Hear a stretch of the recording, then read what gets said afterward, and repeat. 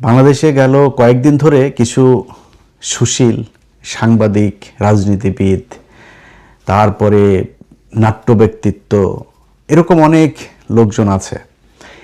এদের ভেতরে এখন নতুন করে মানবিকতা তৈরি হয়েছে। এত মানবিক এরা হয়েছে, এদের মানবিকতার চোদনে আপনি বিচারও করতে পারবেন না কাউকে। 1.5 মাসের বাচ্চা সহ যুবলীগ নেত্রী কারাগারে, তারপরে হলো গিয়ে 70 বছর বয়সেও হাতকড়া পরে তারপরে হসপিটালে নিয়ে যাওয়া হচ্ছে। এরপরে হাতকড়া পরে নিয়ে যাওয়া হলো আপনার বাবার জানাজায়, মায়ের জানাজায়। ওই যে একজনের স্ত্রী জামাইয়ের পরকীয়া, জামাইয়ের পারিবারিক সমস্যার কারণে এই যে কয়েকদিন আগে হলো বাগেরহাটের এক সন্ত্রাস আপনার মাদকসেবী, তার দেখলেন না, এটা নিয়ে ব্যাপক কি হলো যে সে জেলখানায় থাকা অবস্থায় তার স্ত্রী হচ্ছে বাচ্চাদের নিয়ে তারপরে সুইসাইড করেছে। সেটা তো বিএনপির দোষ না, সেটা তো এই বর্তমান সরকার বা ইউনূস সরকারের দোষ না। এটা সেই পরিবারের কাছে গিয়ে তারপরে কি জানা গেল যে সেই পরিবারকে ওই ছেলের সাথে, ওই ছেলের আরও অনেকগুলো গার্লফ্রেন্ড ছিল যাদের সে ওই ছাড়া থাকা অবস্থাতেই ওই নারীকে সে খাবার দিত না, টাকা পয়সা দিত না। এরপরে তার পরিবারের মানুষজন তার উপরে নির্যাতন করতো, তারপরে সে সুইসাইড করেছে। এখন যেই কারণেই হোক, আইন তো আইনের মতো করেই চলবে, তাই না? এই বাংলাদেশে এখনো পর্যন্ত জেলখানায় আছে, আপনাদের মনে আছে ওই যে ফুলগাজী, সোনাগাজীতে আপনার ফেনীর এই মাদ্রাসার শিক্ষার্থী 16 জন এখন পর্যন্ত কন্ডেম সেলে আছে। তারা এখনো পর্যন্ত 2 বছর হতে গেল, এখন পর্যন্ত তাদেরকে ছাড়া হয়নি। অথচ এই বনজ কুমারের লালসার শিকার, টাকা পয়সা আত্মসাৎ, তাদেরকে নানানভাবে শুধু মাদ্রাসার শিক্ষার্থী, শিক্ষক এগুলো হওয়ার কারণে তাদের বিরুদ্ধে এই মিথ্যা মামলা দিয়ে তারপরে সেই নুসরাত নামে এক 12 ভাতারির কারণে তাদের সবগুলো মানুষকে এখন পর্যন্ত জেলখানায় রাখা হয়েছে। এই 12 ভাতারিরে বেঁচে তার 2 ভাই পয়সা পাতি কামিয়েছে, পরিবার বড়লোক হয়েছে, বিল্ডিং উঠেছে বাড়িতে। বনজের সেই ওসি শাহ আলম থেকে শুরু করে অনেক লক্ষ লক্ষ কোটি কোটি টাকা কামিয়েছে, তারা এখন পর্যন্ত জেলখানায় আছে। আমরা এই দেশে দেখি নাই 80 বছর 82 বছরের জামায়াতের এক নেতার হসপিটালে থাকা অবস্থায় মৃত্যুর সময় পর্যন্ত ডান্ডা বেরি পরানো ছিল। এটাই বাংলাদেশ না? এটাই তো সেই বাংলাদেশ। মৃত্যুর পরেও সাকা চৌধুরীর বাড়ি কবরে গিয়া তারপরে হামলা করা হয়েছে। এই আলী হাসান মুজাহিদ, এই কাদের মোল্লা, তারপরে হচ্ছে গিয়ে ওই যে মীর কাশেম আলী, জানাজা পর্যন্ত দিতে না, সময় দেওয়া হয়েছে 2 মিনিটের মধ্যে জানাজা শেষ করবে, গোসল দিতে দেয় না। এই যে বজলুল হুদা, আমাদের চুয়াডাঙ্গার কৃতি সন্তান, এই বীর যোদ্ধা, 75-এর বীর যোদ্ধা, তারে মানে গলা কেটে ফেলেছে আপনার, ফাঁসির কথা বলে গলা। বাতেন মাজেদ, ক্যাপ্টেন মাজেদ গলা কেটেছে, শেখ হাসিনা নিজের হাতে গলা কেটেছে। এটা তো সেই বাংলাদেশ, তাই না? আমরা এই দেশে দেখি নাই? ছোট বাচ্চা সহ তারপরে জেলখানায় পাঠানো হয়েছে, এটা আমরা দেখি নাই? খালেদা জিয়ার মতো একটা মানে ভিভিআইপি মানুষ, সেই ভিভিআইপি মানুষের পর্যন্ত তার এই 80 বছর বয়সের একজন নারী, তাকে পর্যন্ত এই শেখ হাসিনা কি বাজেভাবে কথা বলে তারপরে জেলখানায় রেখে রেখে তারা মারলো। এগুলো এই বাংলাদেশেই ঘটেছে না? এখন নতুন করে মানবিক কিছু সাংবাদিক আটক আছে। এই যে মুজা বাবু, তারপরে শাকিল, ফারজানা রূপা, এরা কি করেছে আমরা জানি না? আসিফ নজরুল যখন আইনমন্ত্রী হয় তখন থেকেই জাউরামি শুরু হয়েছে। আসিফ নজরুল এসেই প্রথম দিন বয়ান দিল যে গণহারে এই মামলা করে, মামলাগুলো কি করে দেওয়া হয়েছে। গণহারে মামলা কিরে? পাঞ্চতর এই বাংলাদেশে যত কয়জন আওয়ামী লীগ আছে প্রতিটার নামে মামলা হইতে হবে। আমার সাথে অনেক আওয়ামী লীগের লোকজন আছে, অনেক মানুষ আছে আওয়ামী লীগের, সে আওয়ামী লীগ করে কিন্তু আমারে খুব পছন্দ করে, আমি ইন্ডিয়া বিরোধী, এই জন্য আমার খুব পছন্দ করে, সেও ইন্ডিয়া বিরোধী। আমি ভাই একটা ছবি তুলবো আপনার সাথে, আমি আওয়ামী লীগ করি তো আপনারা পছন্দ করি। আমি কোশ্চেন করি, আমি বলি যে আপনি 5ই আগস্টের আগের দিন পর্যন্ত আওয়ামী লীগ ছিলেন?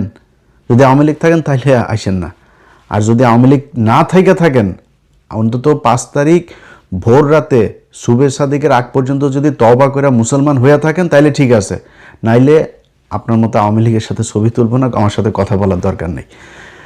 আপনি এই জুলাই মাসে আমাদের চোখের সামনে, আরে ভাই ছোট ছোট বাচ্চা হেলিকপ্টারে করে শিশু দুধের বাচ্চাকে পর্যন্ত গুলি করে মেরে ফেলেছে। এটা সেই বাংলাদেশ। সেই মানুষগুলোরে যারা মারল, এটার জন্য কি খালি শেখ হাসিনা একা দায়ী? এটার জন্য খালি পুলিশের আইজিপি দায়ী একা? ডিবির হারুন দায়ী একা? সারা বাংলাদেশের যত মানুষ, আওয়ামী লীগের যত মানুষ তাদেরকে আরও উদ্বুদ্ধ করেছে মানুষ খুন করতে, যত সাংবাদিক উদ্বুদ্ধ করেছে, সবার বিচার হইতে হবে।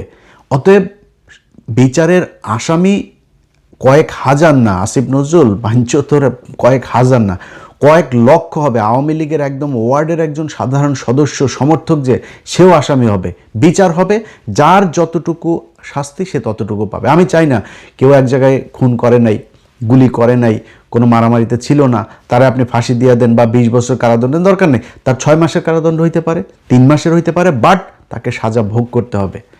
অথচ এই সাংবাদিকগুলা, এই যে মুজাম্মেল বাবু, ফারজানা রূপা, তারপরে এই যে শাহরিয়ার কবির, এরা তো ডাইরেক্ট খুনি। আর এদের ভাই ফাঁসি হওয়ার মতো অপরাধ তারা করেছে।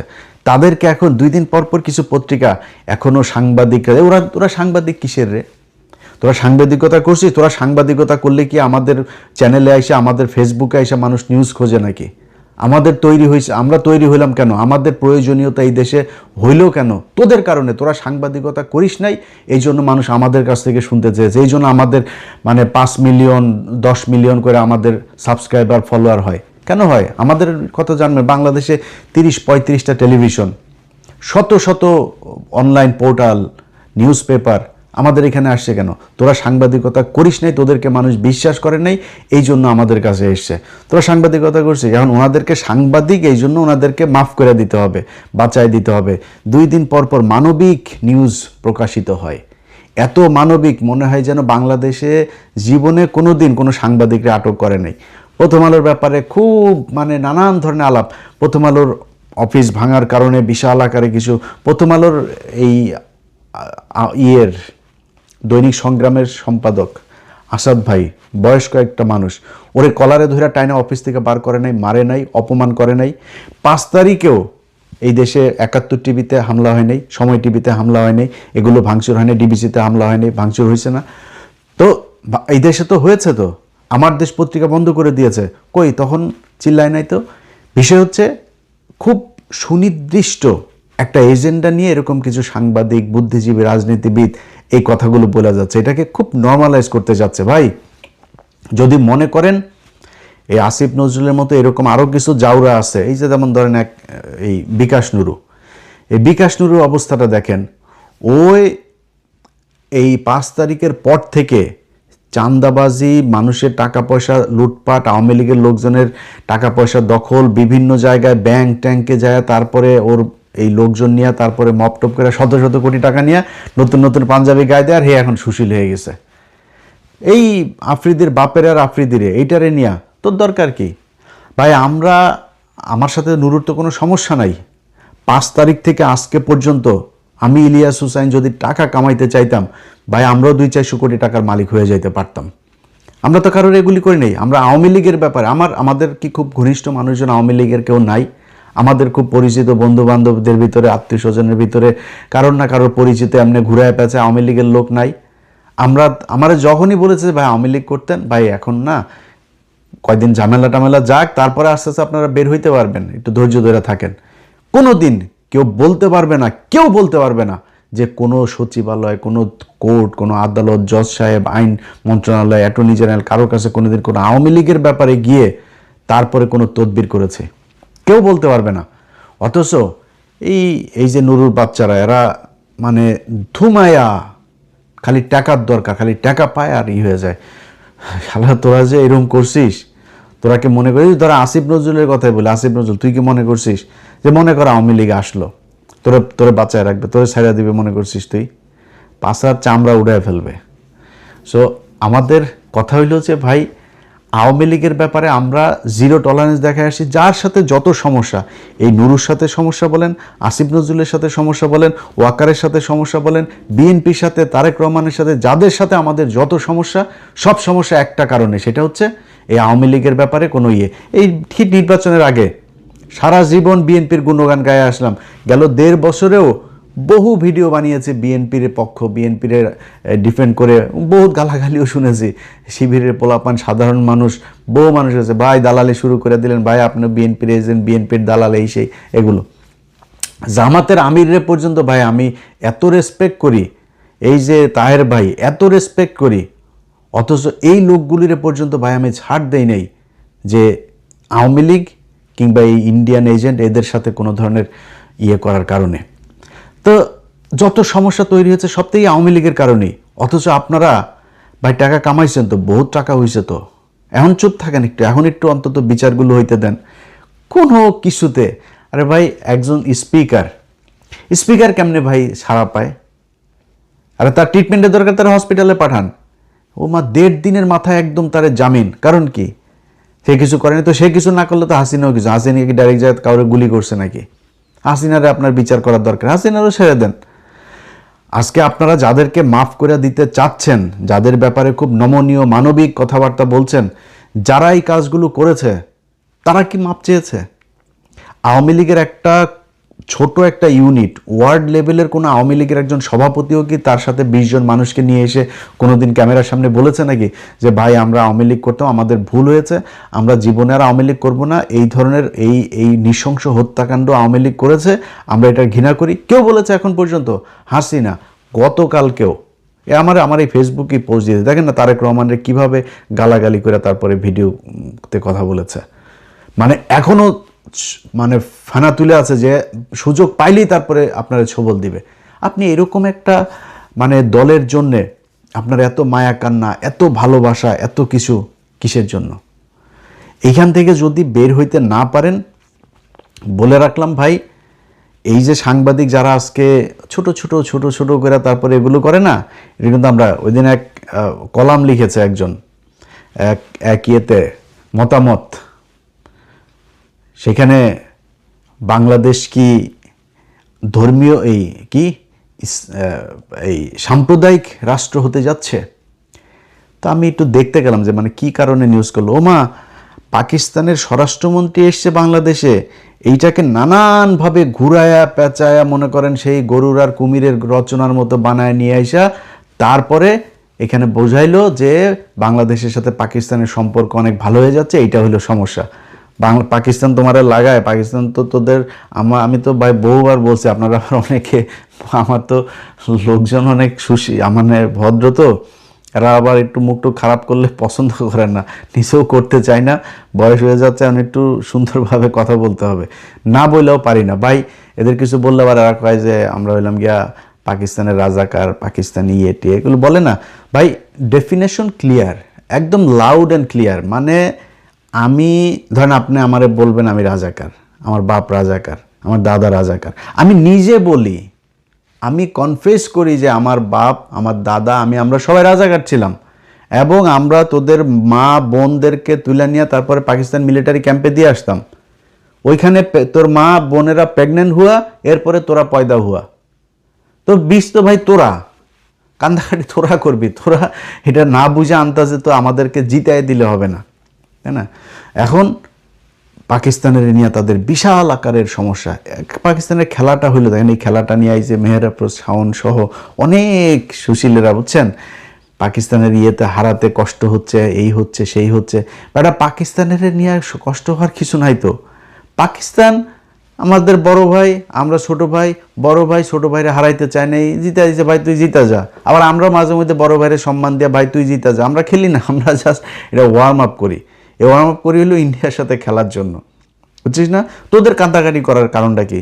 বাংলাদেশের মানুষ বুঝায় দেয়, স্টেডিয়ামে যায় দেখিস পাকিস্তানের বিরুদ্ধে কোনো দর্শক নাই।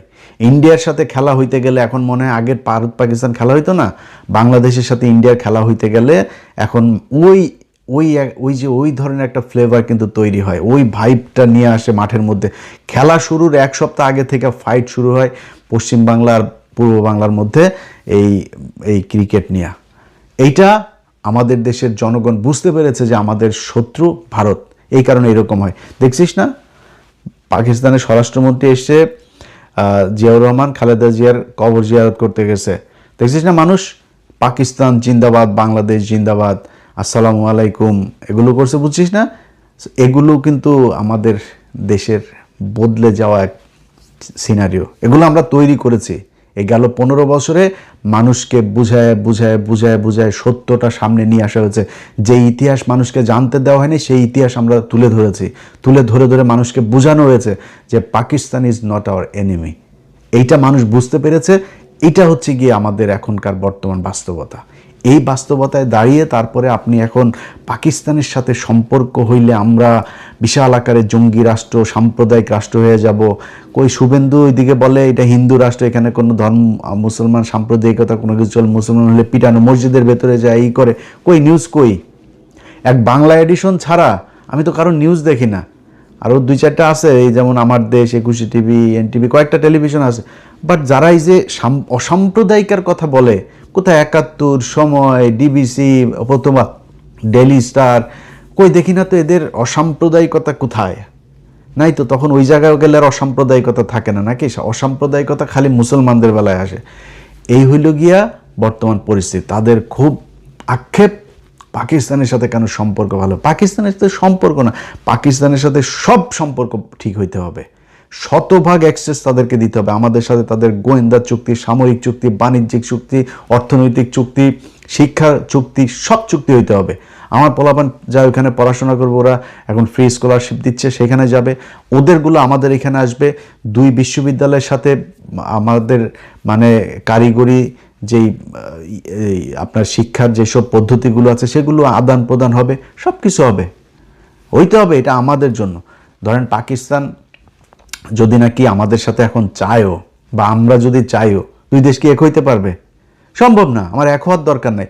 আমার এক হইতে হবে, কারণ পাকিস্তানের শত্রু আমার শত্রু, শত্রুর শত্রু আমার বন্ধু। পাকিস্তান আমার এই জন্য বন্ধু, পাকিস্তান আমার মুসলমান ভাই। সব দিক থেকে মিলায়া পাকিস্তানের সাথে আমাদের সম্পর্ক। এটা ওনাদের নানান হিসাব টিসাব মিলে, আমি ওই কলামটা পড়লাম, মানে বিরাট ইতিহাস মিতিহাস দিয়া ঘুরায় পেঁচায়া তারপরে পাকিস্তানের সাথে আমাদের সম্পর্ক করলে সাম্প্রদায়িক হয়। বেটা সাম্প্রদায়িক কিরে? আমার দেশের 95% মানুষ মুসলমান। সাম্প্রদায়িক মানে কি? আমার দেশের ধর্ম যা সেটা পৃথিবীর কোন দেশ মানে না? আমেরিকার পৃথিবীর সবচেয়ে অসাম্প্রদায়িক রাষ্ট্র হিসাবে ক্লেম করে তারা। তো প্রেসিডেন্ট ট্রাম্প এখানে নিছে, আপনার শপথ নিছে, বাইবেলের উপরে হাত দেয় নেই। এটারে সাম্প্রদায়িকতা বলে না। ওইটারে তো আবার বলেন না সাম্প্রদায়িকতা। আমাদের যদি এখন কোরআন শরীফ নিয়ে বললে, আমাদের আবার কোরআন পাঠের পরে আবার ত্রিপিটক পাঠ, বাইবেল পাঠ, তারপরে ওই আপনার হিন্দুদেরটা সব পাঠ মাঠ করে এরপরে আমার লেভেল করতে হয়, মানে আমার বুঝাইতে হবে অসাম্প্রদায়িক। এখন নতুন নতুন অনেকই তৈরি হয়েছে। এই যে পুলিশের ডিআইজি রেজাউল করিম মল্লিক, তিনি বলেছেন আমরা জাতীয়তাবাদী, সারা জীবন জাতীয়তাবাদীর পথ থেকে কখনো বিচ্যুতি হয়নি। এ লোক গেল 15 বছর মানে ডিটেনশন খেটেছে, সে তো মানে কোনো পদে যাইতে পারে নাই। এটা পানিশমেন্ট পোস্টিংয়ে ছিল। সে বলেছে আমি এবার জাতীয়তাবাদী মানে কি? জাতীয়তাবাদী মানে বাংলাদেশি, মানে জাতীয়তাবাদী। জাতীয়তাবাদী মানে কি বিএনপি? জিয়াউর রহমান ডিফাইন করে দিয়ে গিয়েছে যে বাংলা, পূর্ব পাকিস্তান আর পশ্চিম পাকিস্তান দুই দেশে বাঙালি।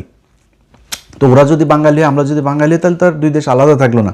আমরা কেন বাংলাদেশি, এইটা জিয়াউর রহমান ডিফাইন করে দিয়ে গিয়েছে, এবং এই জায়গাতে দাঁড়িয়ে আমাদের নতুন একটা বাংলাদেশ তৈরি হয়েছে। শেখ মুজিবের সেই বাংলাদেশ থেকে জিয়াউর রহমান আমাদেরকে এই জায়গায় আলাদা করে দিয়ে গিয়েছে। যদি আলাদা না থাকে তাহলে ভারত আর বাংলাদেশের মধ্যে কোনো পার্থক্য থাকবে না। তো সে বলেছে খালি আমি জাতীয়তাবাদী, যেহেতু বলেন আমি বিএনপি। তোদের পুলিশেরা, তোরা আজকে যারা কিনা যেই নিউজগুলো, বিবিসি পর্যন্ত, এই আকবর টাকবর, এরা বুঝছেন, এরা হইল গিয়া সব এই প্রথম আলো, ডেইলি স্টারের প্রক্সি দেয়। কয়েকটা পত্রিকা আছে, বিজনেস স্ট্যান্ডার্ড, তারপরে বিডি নিউজ 24, এই ডয়চে ভ্যালি, তারপরে হইল গিয়া বিবিসি। এরা এখন প্রথম আলো, ডেইলি স্টার খুব ভালো শেপে নাই, তো এখন ওদের দিয়ে এরা করায়, এগুলো করায়। তো ওনাদের এখন খুব গায়ে লেগেছে যে উনি জাতীয়তাবাদী কেন বললো। জাতীয়তাবাদী বলবে না কেন? তোদের বাপেরা যখন জয় বাংলা বলে স্লোগান দিত তখন তো কিছু বলিস নাই। জয় বাংলা তো আওয়ামী লীগের স্লোগান। বাংলাদেশে মুক্তিযুদ্ধ জয় বাংলা বলে হয় নাই। মুক্তিযুদ্ধে জয় বাংলা একমাত্র বলতো মুজিব বাহিনী, ওই বিএলএফ, যেটা কিনা এই দেরাদুনে থাকতো, ওই পাকিস্তান ইয়েতে থেকে সোনাগাছিতে লুচ্চামি করতো, ওরা খালি বলতো। বাংলাদেশের মুক্তিযোদ্ধারা জয় বাংলা বলে নাই। বাংলাদেশের মুক্তিযোদ্ধাদের স্লোগান ছিল নারায়ে তাকবীর, আল্লাহু আকবার। এটা বিশ্বাস না হইলে বাংলাদেশের স্বাধীনতার যে ঘোষণা আছে, স্বাধীনতার ঘোষণায় যায় পরগা যা, এই যে স্বাধীনতার দলিলপত্র আছে না, স্বাধীনতা যুদ্ধের দলিলপত্রের 3য় খণ্ডের 18 নম্বর পৃষ্ঠায় যা, খুঁজে বার করগা দেখগা, আমার কাছে আছে ওই বই। তো আমাদেরকে ইতিহাস শিখায় লাভ নাই, আমরা এগুলো খুঁজে খুঁজে বের করছি। সো আমার মুক্তিযুদ্ধের ইতিহাস, এই জয় বাংলা, জয় বঙ্গ, ধনমন, এগুলো ছিল না। বাংলাদেশে যারা ওই মুজিব বাহিনী, ওরা এগুলি রেকর্ড করতো। ওইখানে বসে বসে করতো, রেকর্ড করতো। আর পুরা 9টা মাস মুক্তিযোদ্ধাদের সাথে মুজিব বাহিনীর যুদ্ধ হয়েছে, পুরো 9 মাস। এই তাজউদ্দিন আহমেদের বই পড়েন ভাই, সে নিজে বলেছে এই মনি তুফাইল তাকে মারার জন্য তার যে অফিস কলকাতায় সেখানে লোক পাঠিয়েছে। সে বন্দুক নিয়ে এসে দরজার সামনে দাঁড়ায়, তারপরে কাঁপতে কাঁপতে তারপরে বন্দুক ফেলে দিয়েছে। স্যার আমারে মাফ করে দেন স্যার, আমি পারবো না স্যার। কি হয়েছে? স্যার আপনারে মারার জন্য আমারে পাঠাইছে। তাজউদ্দিন আহমেদের নিজের কথা ভাই। আপনারা মুক্তিযুদ্ধ জানতে হইলে তাজউদ্দিন আহমেদের লেখা বই পড়বেন, জেনারেল ওসমানীর বই পড়বেন, এগুলো পড়েন, তারপরে বুঝতে পারবেন। তাদের নিজের মুখে মেজর জলিলের কথা পড়েন, সব জানতে পারবেন, সেখানে আছে এগুলো। আমাদেরকে এই ধনপন ইতিহাস শিখায় লাভ নাই। এই জয় বাংলা, বাল বাংলা, এই জয় বাংলার এগুলো আওয়ামী লীগের স্লোগান। সেই স্লোগান এই পুলিশরা দিয়েছে, তখন কিছু বলেন নাই তো। এখন আপনাদের নতুন করে অসম্ভব। প্রথম আলো ডেইলি স্টার নিউজ করে, মতি লেখে ডেইলি স্টারে, মাহফুজ আলম লেখে প্রথম আলোয়। হ্যাঁ, হচ্ছে গিয়ে কি প্রশাসনে এই ওর নাম কি, পেশাজীবীদের মাঝে রাজনীতি ঢুকে যাচ্ছে। হ্যাঁ, রাজনীতিতে এই আপনার পেশাদারিত্ব নষ্ট হচ্ছে। তোর এই কলাম 5 তারিখের আগে কোথায় ছিল? সব জায়গায় ঘোষণা দিয়া দিয়া তোরা তারপরে খুতবা পর্যন্ত নষ্ট করছিস। তোরা খুতবা পর্যন্ত বেঁধে দিয়েছিস যে আওয়ামী লীগের মতো করে খুতবা পড়তে হবে। তোরা এত বড় জালিম। সেদিন কোথায় ছিলি তোরা? বইয়ের ভিতরে যেসব বইয়ের ভিতরে যে পাঠ্যপুস্তকে যা করেছিল, তোরা কোথায় ছিলি? তোরা এগুলোকে আরো উস্কায় উস্কায় তারপরে করছিস। সেদিন কোনো কথা হয় নাই। আজকে ওনারা সুশীল হয়ে গিয়েছেন। সুশীল হয়ে তারপরে এখন আওয়ামী লীগকে ছেড়ে দিতে হবে, সাংবাদিকদের ছেড়ে দিতে হবে। তোদের সবগুলির ফাঁসি হওয়া উচিত। তোরা হাসিনাকে শেষ দিন পর্যন্ত উদ্বুদ্ধ করেছিস, আরও মারেন, যা প্রয়োজন হয়ে করেন। এই জঙ্গিরা আমাদের বয়ান রে আমাদের মুক্তিযুদ্ধের চেতনায় হাত দিয়েছে, আমাদের উন্নয়নের মূল জায়গায় হাত দিয়েছে, মেট্রো রেলে হাত দিয়েছে, ওখানে হাত দিয়েছে, টেলিভিশন ভবনে হাত দিয়েছে, ওদেরকে ছাড়া যাবে না। এই সাংবাদিকরা বলেছে শেখ হাসিনাকে। শেখ হাসিনা তাদের মাধ্যমে আরও বেশি পাওয়ার পেয়েছে যে না, শেষ পর্যন্ত থাকতে হবে। শেখ হাসিনা চেয়েছে শেষ পর্যন্ত, শুধু পারে নাই। মানুষের যেই বুকের সামনে গুলি নেয়ার যে সাহস এই দেশের মানুষ দেখিয়েছে, আন্তর্জাতিক কিছু ব্যাপার ছিল, সব মিলায় তারা পারে নাই শেষ পর্যন্ত। বাট এই সাংবাদিকরা কি চেয়েছে? এই বুদ্ধিজীবীরা চেয়েছে? ওদের সবার বিচার হওয়া দরকার। আজকে তারা এই মানুষগুলোরে বাঁচাইতে চায়। নুরু 2 দিন আগে সে যায় বলে যে আমরা এত দেশপ্রেম, আমরা দেশে যাই না কেন? সুদানের ফুয়া, আমরা দেশে যাই না কেন তুই বুঝিস না? আমরা দেশে যাই না কারণ হয়েছে তোদের মতো জাউরারা, যারা কিনা আওয়ামী লীগরা এখনো টিকায় রাখতে চাস, তোদের কারণে আমরা দেশে যাইতে পারি না। আর আরেকটা দেশে যাই না কারণ কি জানিস? এটা হলো তোরে যে বিকাশের টাকা পাঠাই না আমরা এখানে কামলা দিয়া, ওই তোরে তো বিকাশের টাকা দিতে হবে। তোরে টাকা দেওয়ার জন্য আমরা কামলা খাটি বাইরে, এই জন্য আমরা দেশে যাইনি। সুদানির ফুয়া, তুই আবার এসে এনে ভাব মারাইস না। তোর বাপের নিয়ে কথা বলতে গেলে হিসাব করে কথা বলবি। তোর বাপের হাতের মধ্যে ফকিন্নির মতো তোর ওই বাপদের কাছ থেকে টাকা পয়সা নিয়ে মানুষের তদবির করে মানুষের একটা দিতে বলিস, একটা প্রমাণ দিতে বলিস ইলিয়াস রেনিয়া যে কোনো জায়গায় তদবির করে কারোর কাছ থেকে 4 আনা পয়সা নিছে, কোনো ব্যবসায়ীর কাছ থেকে যায় তারপরে জিম্মি করে যে আপনারা এইটা করতে হবে, আপনারা মামলা থেকে বাঁচাই দিব, এই করে দিব, আপনার টাকা দিতে, একজনের কাছ থেকে নিয়ে দেখাইস আমারে। ওই দিন গদলা নিজের গলার মধ্যে নিজের জুতা নিয়ে তারপরে ফেসবুকে ইউটিউবে আইসা লাইভ করে সারা জীবনের জন্য মুখ লুকায় ফেলবো। এত সোজা তোর কোন ব্যাপারে নিয়ে কথা কইস? তুই এখন কিছু টাকা পয়সা হয়েছে, তুই এখন ভাবের ঠেলায় সারা জীবন তোর পিছনে লাগিয়ে থাকবো। তোর শান্তিতে থাকতে দেবো না। তোর পিছনে কি করতে এটা তুই জানিসও না। দেখবি খুব বেশি দিন না, অল্প কয়েকদিনের মধ্যে দেখবি সারা দেশের মানুষ দেখবে তুই কারে খেপাইছিস, তুই এটা চিনতে পারিস নাই। তোর ঘরের মধ্যে ঢুকে তোর ঘরের খবর নিয়ে আসবো। চিনিস আমারে? অপেক্ষা কর। যাই হোক ভাই, শেষ করি খালি একটা কথা বলা, বিএনপি করেন, জামাত করেন, আপনাদের কাছে আল্লাহর ওয়াস্তে আমি চাই না আওয়ামী লীগের সবার ফাঁসি হয়ে যাক। প্রথমত আওয়ামী লীগকে মাপ চাইতে হবে, দ্বিতীয়ত মাপ চাওয়ার পরে যার যতটুকু অপরাধ তাকে ততটুকু হইতে হবে, তার বিচার হইতে হবে। একদম শেষ লেভেলের যেই নেতাটা, যেই কর্মীটা সেদিন মাঠে ছিল, সেও এই হত্যাকাণ্ডের সাথে জড়িত। একটা হত্যাকাণ্ডের মধ্যে খালি যে গলায় ছুরি দিয়ে তারপরে হত্যা করে, এইটাই খালি হত্যা না। এইটার সাথে যে ওইটার সহযোগিতা করেছে, যে পরিকল্পনা করেছে, যে এটা এক্সিকিউট করতে মানি দিয়েছে, যে এটা মারার পরে লাশ গুম করতে তারপরে সহায়তা করেছে, যে দেখেছে, দেখে তারপরে সেটা গোপন করেছে, সব কয়জন আসামি। বাট যে সরাসরি জবাই করেছে তার অপরাধ সবচেয়ে বেশি, পরিকল্পনা করেছে সে, তারপরে যে কিনা লাশ গুম করেছে তারা আবার আরেকটা পক্ষ, যে দেখে তারপরে গোপন করেছে সে আবার আরেকটা পক্ষ। এরকম অনেকগুলো বিষয় আছে। সো এইভাবে বিচার হবে, বাট বিচারগুলো হইতে হবে। বিচার ছাড়াই তৌহিদ আফ্রিদির বাপ এমন কি করে নাই, সরাসরি ভাই কমপ্লেন করার লোক আছে এরকম কয়েক শত, যাদের ফেসবুক ইউটিউব নিয়ে তারপরে তাদেরকে গুম করতে চেয়েছে, পিটিয়েছে, বিভিন্ন মানুষজনকে মারার জন্য তারা করেছে, পুলিশের বিভিন্ন অপকর্ম, হাসিনার বিভিন্ন অপকর্ম কাজে মানুষের সোশ্যাল মিডিয়াতে যায় যে করেছে, হারুনের সাথে বসে মানুষকে গুম করার কাজে আপনার সহায়তা করেছে, তারা কেমনে জামিন পায়, কিভাবে সম্ভব? এই ফারজানা রূপা, শুধুমাত্র শাপলা চত্বরের ঘটনায় ফারজানা রূপার 3000 বার ফাঁসি হওয়া উচিত। বাঁচায় দেয় সবাই রে। এইভাবে হইলে এটার পরিণাম, এটার কনসিকুয়েন্স যা আছে, এই পানিশমেন্ট একদিন আপনাদেরকেও পাইতে হবে। অনেকগুলো মানুষ মারা গিয়েছে, যদি নাকি মনে করেন না এটার বিচার করবেন না, তাহলে সরাসরি বলে দেন যে 5 জুলাইয়ের থেকে 5 আগস্ট পর্যন্ত এই দেশে কোনো মানুষ মারা যায় নাই, এগুলো সব এআই দিয়ে তৈরি করা ভিডিও। আমরা বুঝবো যে ওকে ঠিক আছে, তাহলে বাদ। আমাদের চোখের সামনে এগুলো আমাদের বুকে রক্তক্ষরণ হয়। এই মানুষগুলো যে মারা গিয়েছিল, আমি বহু আওয়ামী লীগের মানুষ চিনি, এবার এই জুলাইয়ের এই আন্দোলন দেখে আওয়ামী লীগ করে, আমার এইখানে আওয়ামী লীগের বিরুদ্ধে চলে আসে, এখানে মিছিল করেছে, টাইম স্কোয়ারে গিয়েছে মিছিল করতে, জ্যাকসন হাইটে মিছিল করেছে, দূতাবাসের সামনে মিছিল করেছে। আওয়ামী লীগের মানুষ কষ্ট সহ্য করতে পারে নাই। ছোট ছোট বাচ্চাগুলি ভাই মনে নাই, এখনো দেখেন ইউটিউবে ভিডিওগুলো দেখেন, দেখলে তাইলে বোধহয় বিবেক আবার ফের জাগ্রত হবে।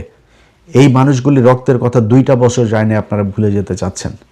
কারণ কি? এত দরকার টাকা দিয়া যে দুনিয়ায় শান্তিতে থাকা যায় না, এটা সালমান এফ রহমানের দেখে বুঝেন না, এস আলমরে দেখে বুঝেন না। টাকায় বাঁচাইতে পারছে তাদেরকে, হাসিনার টাকার অভাব আছে। আওয়ামী লীগের তো অন্তত কম হইলেও 10 লাখ মানুষ কয়েকশো কোটি টাকার মালিক হয়েছে, টাকা বাঁচাইতে পারছে তাদেরকে। তো এই মানুষগুলির সাথে বেইমানি করেন না। আপনাদের আজকে যতটুকু শান্তি দিয়েছে, আমি ইলিয়াস যতই চিল্লাপাল্লা যত কিছুই করি, তারপরও দিন শেষে আল্লাহর কাছে শুকরিয়া করি যে হাসিনা বাংলাদেশের প্রধানমন্ত্রী নাই। এইটা বিশাল রিল্যাক্স আমার জন্য, বিরাট বড় একটা রিলিফ। সো